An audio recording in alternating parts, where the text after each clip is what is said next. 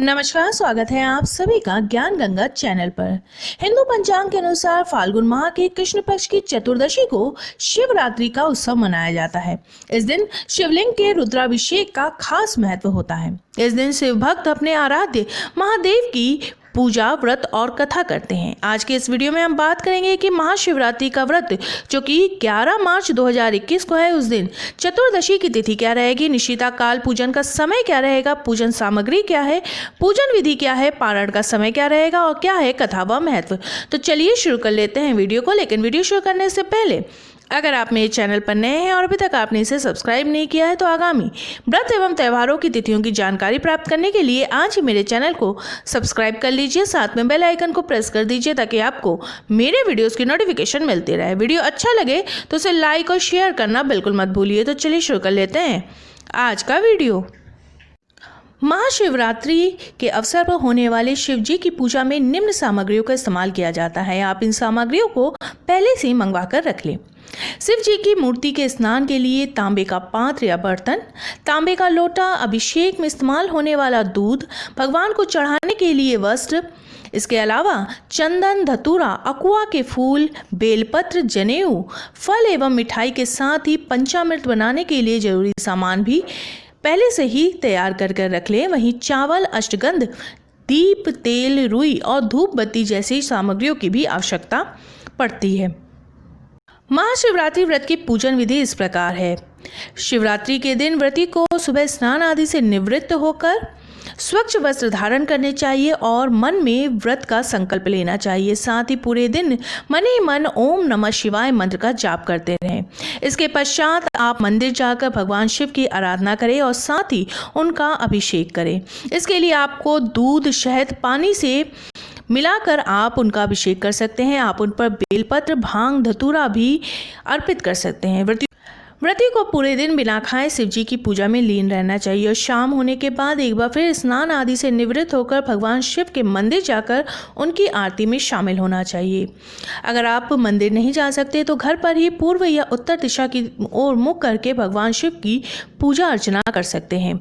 इसके अलावा आज के दिन शिव पुराण या शिव चालीसा का पाठ कर सकते हैं।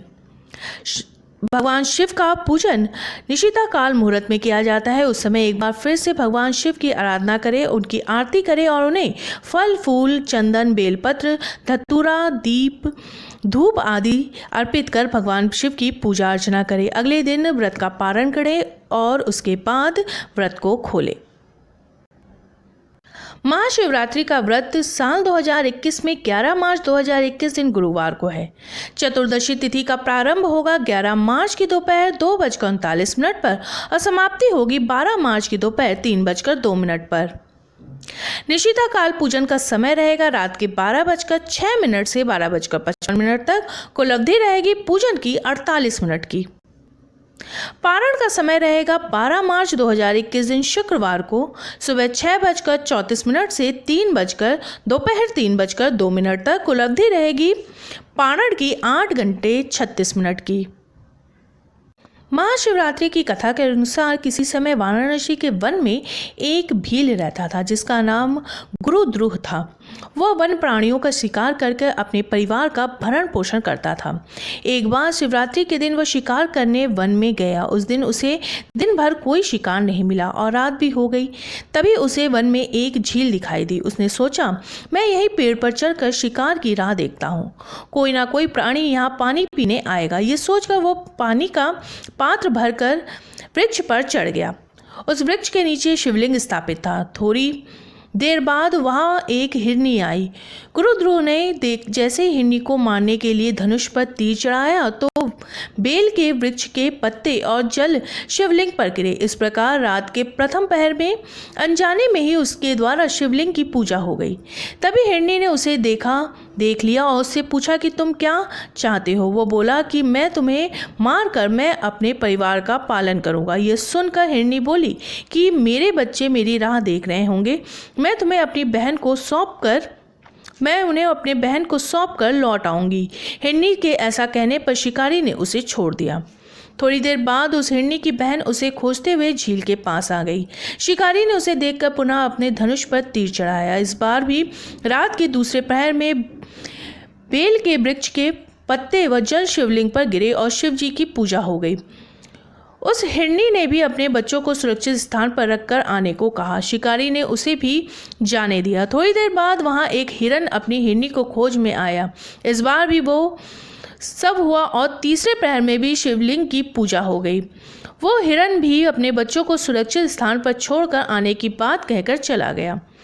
जब वो तीनों हिरन व हिरनी मिले तो प्रतिज्ञाबद्ध होने के कारण तीनों शिकारी के पास आ गए। सबको एक साथ देखकर शिकारी बड़ा खुश हुआ। उसने फिर से अपने धनुष पर बाण चढ़ाया, जिससे चौथे प्रहर में पुनः शिवलिंग की पूजा हो गई। इस प्रकार गुरुध्रु दिन भर भूखा प्यासा रहकर रात भर जगता रहा और चारों प्रहर अनजाने में ही उसने शिव जी की पूजा हो गई। इस प्रकार गुरुध्रु दिन भर भूखा प्यासा रहकर रात भर जगता रहा और चारों प्रहर अनजाने में ही उससे शिव जी की पूजा हो गई और शिवरात्रि के व्रत का संपन्न हो गया, जिसके प्रभाव से उसके पाप तत्काल ही भस्म हो गए। पुण्य उदय होते ही उसने सभी हिरणों को मारने का विचार त्याग दिया। तभी शिवलिंग से भगवान शंकर प्रकट हुए। उन्होंने गुरुध्रु को वरदान दिया और त्रेता युग में भगवान राम तुम्हारे घर आएंगे और तुम्हारे साथ मित्रता करेंगे, तुम्हें मोक्ष भी प्राप्त होगा। इस प्रकार अनजाने में किए गए शिवरात्रि व्रत से भगवान शंकर ने शिकारी को मोक्ष प्रदान किया। मेरे वीडियो में अंत बने रहने के लिए आपका बहुत बहुत धन्यवाद। फिर मिलेंगे किसी नए वीडियो के साथ।